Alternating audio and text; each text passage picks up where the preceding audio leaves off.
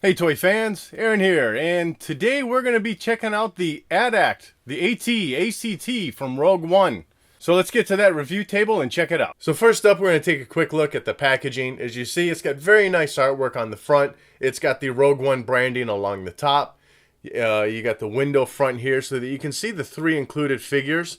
You've got your droid C285, and then of course Jyn Erso, and the Imperial AT-AT driver. And then along the back side, it shows off the various playability features of this toy. You do have a brief write-up about this vehicle here.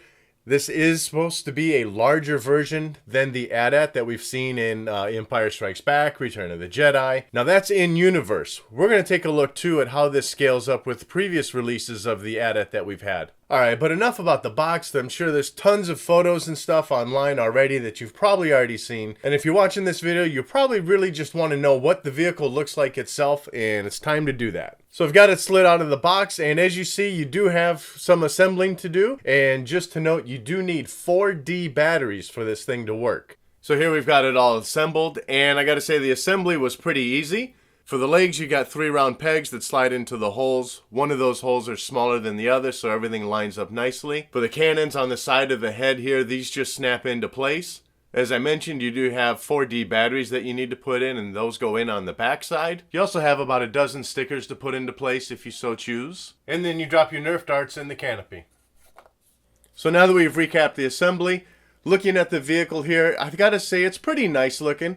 You only get a few battle scars here and there, maybe a few more, especially along the legs, or some, worn paint application showing would have been great. The detail in the molding, though, I think is pretty good. You've got lots of little panels and lines along there. So the vehicle itself isn't all that plain looking. I just would have liked to seen a little more scuff marks, dirt marks here and there. This cargo area here does just slide right out. And along the inside of here, you do get some more nice detailing on the floor panels, on the sides of the walls. And then looking along the inside of the AT-AT, nice detailing continues inside with the consoles along here. All these little buttons are painted in. You do just have the one sticker that you put in yourself on the side here. Now we'll take a closer look at the figures later, but for now, just to show you how the driver fits in there.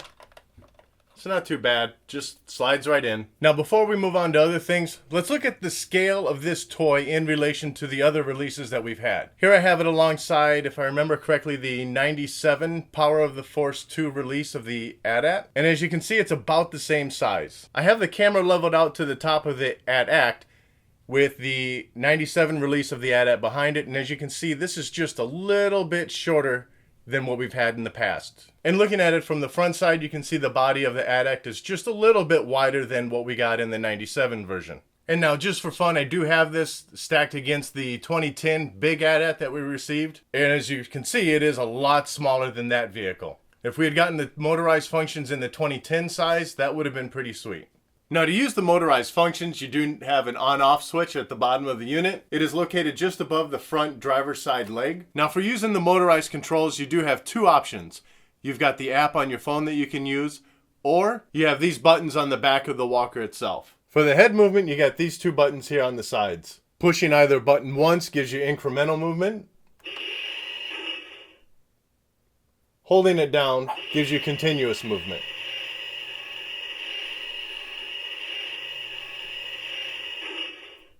And as I said, the other button just changes the direction.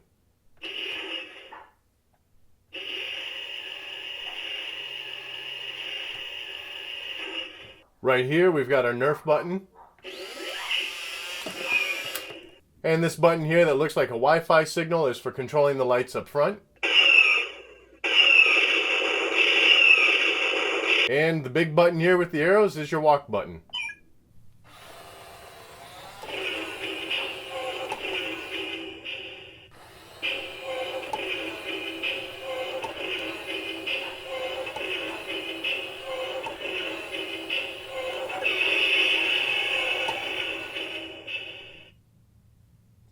And same there, the longer you hold it down, the more it's going to keep walking. Now, as I said, you can use your app to control the device. You do so using the Star Wars Effects app. And you will need to connect the toy. And we're going to select controller. And your controls here look pretty similar to what you have on the back of the device. You're going to hold that down to get them to walk. I feel like for the walking, using the phone, or your app rather, is a much better experience than sitting there having to hold on to it and walk along with it.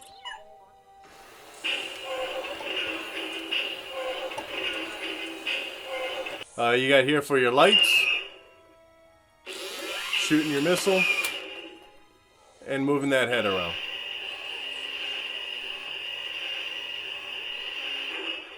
Alright, so let's look at some of the other playability features here that this thing offers. Of course, you got the cargo unit that's removable. And what that leaves you with inside is the ability to place one of these turret guns in there. And you can go on either side, but there's a little peg hole for it to slide into. Now, the turret itself isn't that tall. And the opening is a little short. Thankfully, Hasbro made this so that the top would open up a little more. You get your guy in. But also, via the instructions, it tells you that they've made a floor opening. And what that does is allow the figure to actually stand at a decent position with the turret. Why they couldn't have just made the vehicle bigger is beyond me, so that the figure would have, one, fit nicely inside without having to flip open the door, and even to be used properly with the turret without making a hole in the floor. And then we also have this cargo unit here. The sides open up, and you got your little zipline gun. But to use that zipline feature, the bottom slides into the peg hole here. That clips in at the top, and now your guy can go for a ride. And on this unit, you got various points that you can attach that zipline to. And then we also have these little holders in here for sliding in the driver's gun. And now real quick, we'll take a look at those included figures.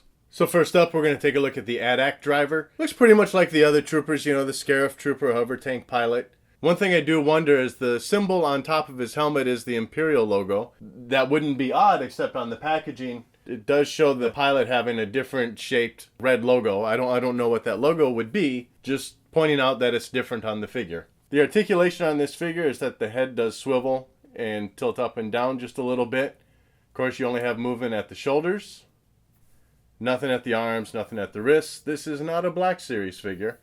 And then at the legs, it just bends at the hip. And because of the pouches here, you don't get a lot of bending.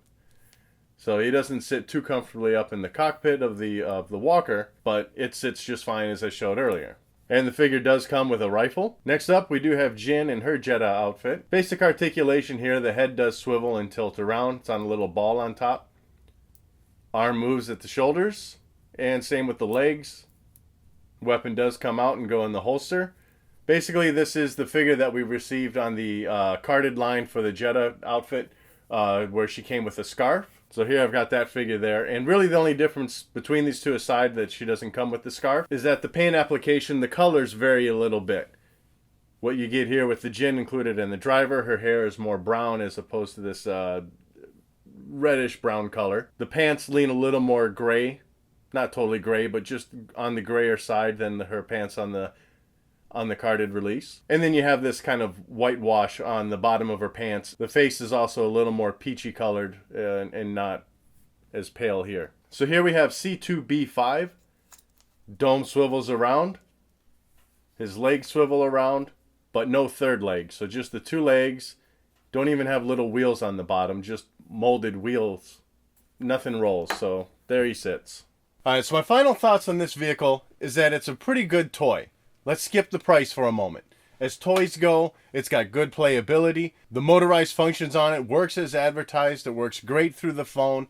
And scale-wise in the movie universe, even though the vehicle is supposed to be taller than the AT-ATs, at least we're not getting something shorter than what we've received, at least in the Power of the Force 2 line, the Vintage line. It is, of course, smaller than the very big AT-AT that we received in 2010. Adding the price back into this, when you're considering that this thing is on the shelves for $300, I would have loved for it to have been as big as what we got in 2010 and still have the motorized features. Would it have been worth $300? I don't know. That's still a tough sell. So look, if you want to get this and don't want to spend the $300, I highly recommend doing some searching online. And if you see it in the stores that offer price match, going that route. So what are your thoughts on this figure? Are you going to lay out the $300 for it? Are you going to wait and find it cheaper? Let me know in the comment section below. And as always, thanks for watching.